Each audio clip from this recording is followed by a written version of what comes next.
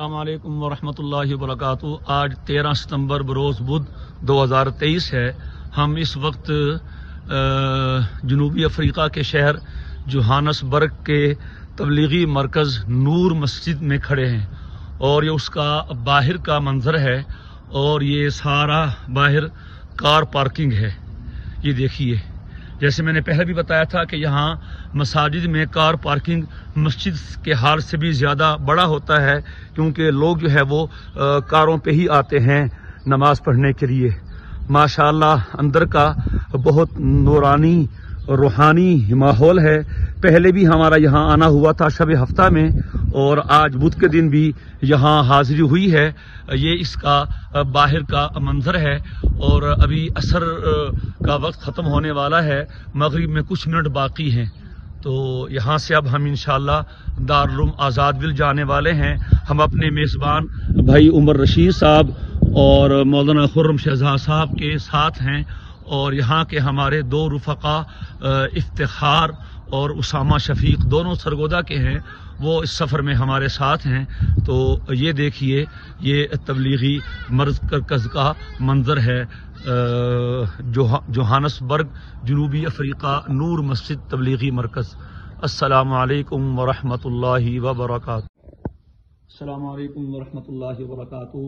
آج 13 ستمبر 2023 بروز بدھ ہے، اور ہم اس وقت جوہانسبرگ جنوبی افریقہ کے تبلیغی مرکز نور مسجد میں ہیں۔ یہ اس کا وسیع و عریض حال ہے، اور یہ دیکھیے، اور یہ باہر اس کا صحن ہے، اور یہ پیچھے گویا کہ کچن ہے، جس میں یہاں آنے والے مہمان اور جماعتیں کھانا کھاتے ہیں۔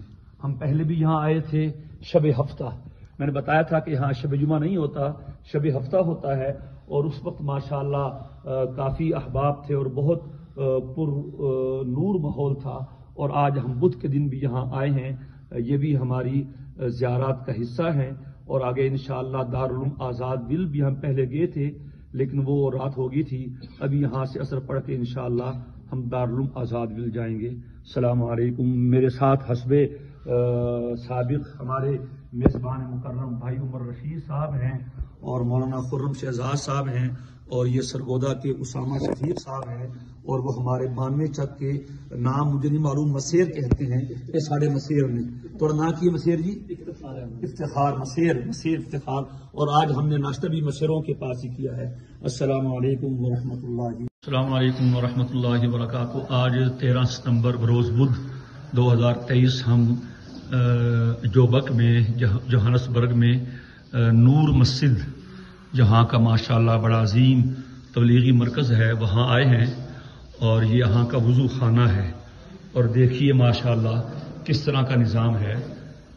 یہ صفائی کے لیے صابن ہے، گرم پانی ہے بہترین، اور چونکہ سردی ہے یہاں تو وضو کرنے کے بعد آپ وضو کر کے اس تولیے سے اپنے ہاتھ منہ صاف کریں گے، یہ بھی ہے، اور نیچے پھر آپ ڈال دیں گے، یہ استعمال شدہ ہے۔